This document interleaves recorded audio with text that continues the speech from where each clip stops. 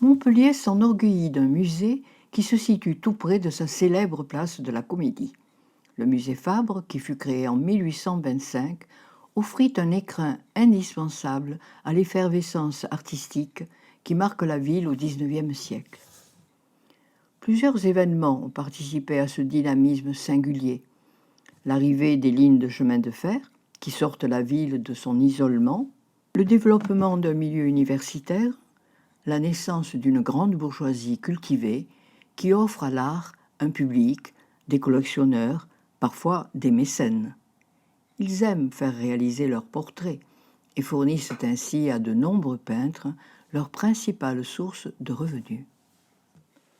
On peut considérer que le XIXe siècle fut l'âge d'or de la peinture montpelliéraine, grâce à trois peintres majeurs, François-Xavier Fabre, qui rendit possible la création du musée qui porte son nom, Alexandre Cabanel, portraitiste célèbre, enseignant aux Beaux-Arts de Paris, et le plus moderne, Frédéric Bazille, qui n'eut pas le temps, hélas, de poursuivre l'aventure de la nouvelle peinture et de l'impressionnisme naissant.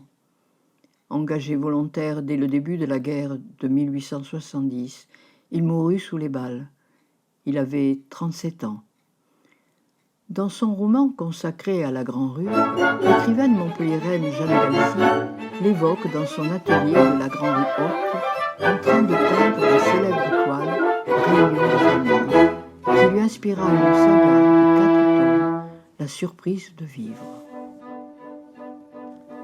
La découverte d'une toile lumineuse représentant une scène de la vie quotidienne de Palavas que vient d'acquérir le musée Fabre m'interroge.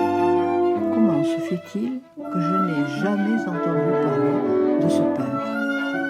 Je décide de mener mon enquête. Je découvre qu'originaire de Montpellier, Édouard Marsal, d'origine modeste, fut repéré par son célèbre maître de dessin Charles Mazet et obtint à 19 ans une bourse de la ville pour entrer aux Beaux-Arts de Paris. Il y fut l'élève du grand Alexandre Cabanel. Malgré les promesses offertes par la capitale, le jeune homme éprouve la nostalgie de sa région natale. Cet amour du pays, conjugué à celui pour une jeune ouvrière montpelliéraine, Catherine, le ramène finalement au Clapas. Il va épouser son amoureuse, avec qui il aura 5 enfants, et devenir l'un des portraitistes incontournables de la ville.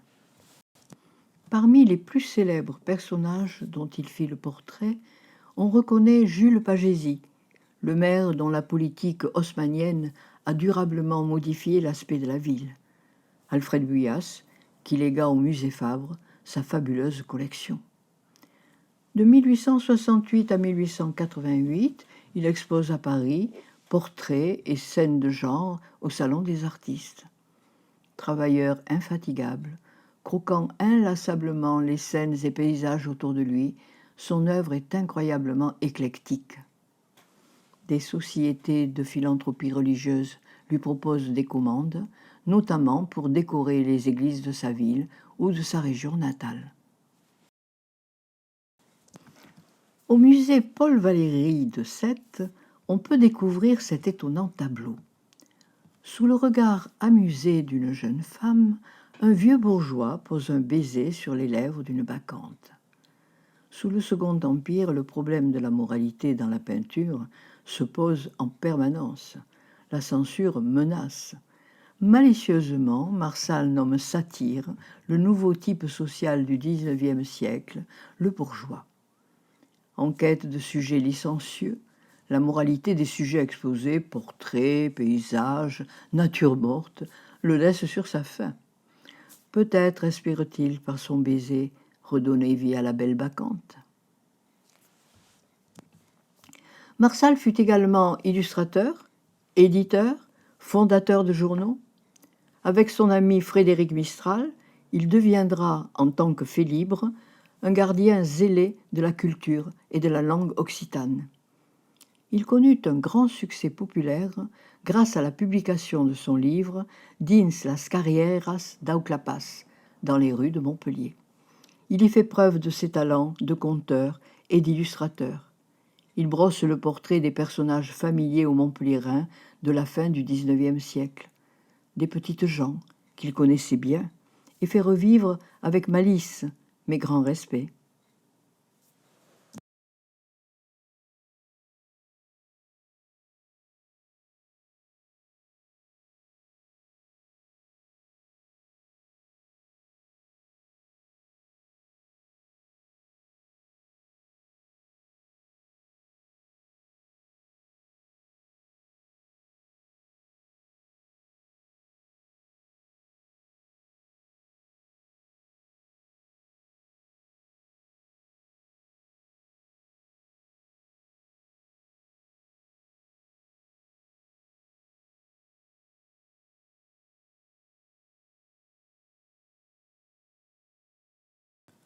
Ce n'est pas un métier de fainéant, celui d'éboueur. De bonne heure au travail, l'homme au balai est comme le coq, l'horloge du quartier. Il fait encore nuit en hiver, quand les cahots de sa charrette et la clochette qui tremble résonnent dans les rues et montent jusque dans l'alcôve. « Allons, lève-toi, Françoune, l'Oscubilaï repasse !» Plus tard, on entendra résonner le cri du chiffonnier. « Payaro, payaro !» Il va récupérer tout ce que personne ne veut plus. Ce petit métier dura longtemps, bien après la guerre de 14. Il se propagea l'histoire que l'un d'entre eux fit fortune et devint propriétaire d'un bel hôtel sur le boulevard Berthelot, qu'on me montra lorsque j'étais enfant. Un autre métier se pratiquait dans la rue et dura lui aussi après la guerre. Le matelassier venait tôt le matin chez l'habitant et installait son métier à carder, où il démêlait la laine, tandis que près de lui, sa partenaire tendait sur son métier la toile qui recevrait la laine rafraîchie. Le soir même, le propriétaire dormirait confortablement sur son matelas bien capitonné. Tout le quartier était au courant. Longtemps, on put se procurer dans la rue de délicieux petits escargots, les cagaroletas. La marchande en faisait la cueillette, les lavait avec des sarments et les faisait bouillir. Dégustés avec une vinaigrette délicatement aillée, un délice dont je me souviens encore. Tous ces marchands ambulants sillonnaient la ville avec leurs charrettes, leurs mulets parfois, faisaient résonner leurs appels sonores, provoquant ainsi l'animation permanente de la rue. Le dimanche, quand carillonnent les cloches de Sainte-Anne, la marchande de candeletas propose ses cierges aux fidèles, désireux de voir leurs vœux exaucés. Déguster les oreillettes est resté une tradition du Mardi Gras et de son carnaval jusqu'à nos jours. On nomma Grisette les petites mains couturières et cela valut ce surnom à toutes les demoiselles de Montpellier, jeunes et coquettes, réputées pour leur beauté. Marsal regrette déjà qu'elles aient perdu leur grâce ingénue en subissant l'influence de la mode parisienne. Mais chante-t-il, leur beauté vit toujours et vivra tant qu'il y aura une pierre dans le clapasse. C'est toujours vrai.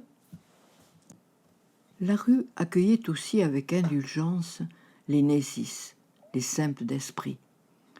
Parmi eux, Achille, enfant de l'hôpital, ne savait pas d'où il était sorti.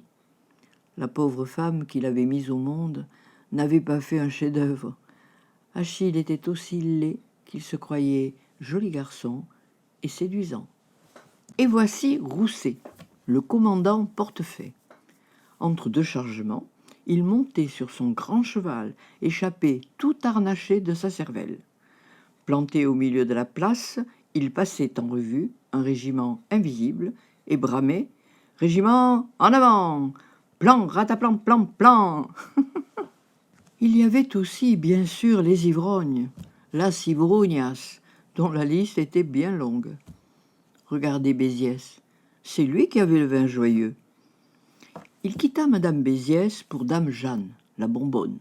« Dis, Béziès, lui faisait-on, où habites-tu ?»« À l'Esplanade, répondit-il, 5e arbre, à gauche. » Et voici le hautboissaire, joueur de hautbois, et son compagnon, le tambourinaire. Depuis des siècles, leur musique fait danser sous les platanes nos jolies languedociennes et accompagne toutes les fêtes du Clapas. Marsal a situé chacun des petits métiers qu'il évoque dans une rue qu'il nous est encore possible de reconnaître. Il était cependant un lieu qu'il aimait tout particulièrement, la Halle aux Colonnes, qui fut construite au début du siècle sur l'actuelle place Jean Jaurès. Les cartes postales nous font découvrir une belle façade et de séduisantes galeries à colonnes. Ce lieu, devenu hélas au fil du temps insalubre et malodorant, fut détruit en 1906 malgré les vibrantes protestations de Marsal qui, dit-on, ne passa jamais plus sur son emplacement. C'est là que j'ai choisi d'évoquer quelques-uns de ses plus savoureux personnages. Et celui-là, avec son verre à la main, mais c'est Varin. Ah, Librugno de Cruz Calibre, président de la Societat Alcoolico e Vinicolo de Rao.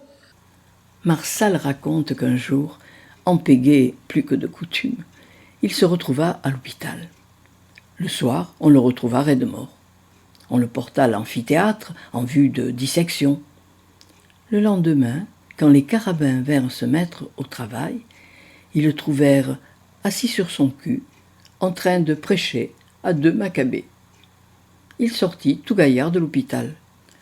Un jour pourtant, il ne se releva plus. « Tiens, dit-on. »« Barin est mai morte. »« Est mai morte. »« est mai morte. » Et voilà ce pauvre Roustoulan, poursuivi par la moquerie des gamins. C'est un marchand de tissus. Un jour, il est tombé sur une cliente très exigeante. Elle désirait une étoffe avec des raies, mais des raies très spéciales. Il sortit tous ses tissus, mais ce n'était jamais ce qu'elle voulait. Alors, à bout de patience, il baissa son pantalon et lui montra son derrière. « Et à quelle raie t'agrade ?»« Et cette raie, elle te plaît ?» Ce fut un scandale, si bien que dès lors, partout où il passait, tout le monde lui criait « Oh, Roustoulan la raie !» Mais voilà le fameux Poeta Panard, le poète boiteux, qui racle son violon en chantant. À son air inspiré, à ses yeux étincelants derrière ses lunettes, on devine le chansonnier patriote. Roger de Lisle a fait la Marseillaise. Ici, Père Paul Poulalion vient enflammer tout le Clapas de ses chants guerriers. Ancien maître d'école à Montbazin, il se sent la hardiesse de caresser la muse. Il finira par quitter Montpellier pour aller chercher le succès à Paris, où des artistes aussi célèbres, paraît-il, que Jules Vallès, le peintre Courbet, Alexandre Dumas père même, s'amusèrent beaucoup de son accent et de son extravagante gestuelle de méridionale. Ensaladetta fina, d'ensaladetta, d'ensaladetta fina, n'est pas une tarrairo, per un sau, venes vesi vesina, per la supa mugno, cau de bau, cau de bau. Aïe des suffices nouvelles. Car à tous ses talents s'ajoute celui de musicien. Il écrit de nombreuses chansons, paroles et musiques, ainsi celle consacrée à la marchande d'herbe. Aujourd'hui, le soleil brille sur la ville. La présence d'une petite Maya, avec sa couronne de fleurs et son panier rempli de pétales de roses cueillis du matin, nous apprend qu'en effet, nous sommes le premier jour du mois de mai. C'est la Maya du quartier des Halles aux Colonnes. Chaque quartier avait la sienne. Les compagnes qui l'entouraient chantaient et faisaient la quête auprès des passants pour s'acheter ensuite des gourmandises. La tradition qui rappelle les fêtes païennes, symbole de l'éveil de la nature, se répandit jusque dans les années 1930 dans tout le pays d'Oc et même au-delà. Quelques Montpelliéraines d'un certain âge se souviennent encore d'avoir défilé elles aussi, toutes de blanc vêtues, paniers ornés de dentelles pendues autour du cou, en lançant des pétales de rose. Mais la fête n'était plus païenne. Devenue religieuse, elle s'adressait à la Vierge Marie. Il était temps de redécouvrir ce grand artiste. Il n'est pas le seul à faire partie de ces oubliés des manuels qui font le sel de notre patrimoine. Ce fut une longue et belle aventure. Le livre des rues du Clapas renaît dans une superbe édition qui répare cette injustice en offrant la traduction française, accessible enfin à un plus large public. Pascal Wagner ne s'est pas contenté de traduire. Il a lui aussi mené son enquête à la recherche de chacune des rues où Marsal a situé ses personnages. Il les a toutes trouvées et il nous en offre les photos.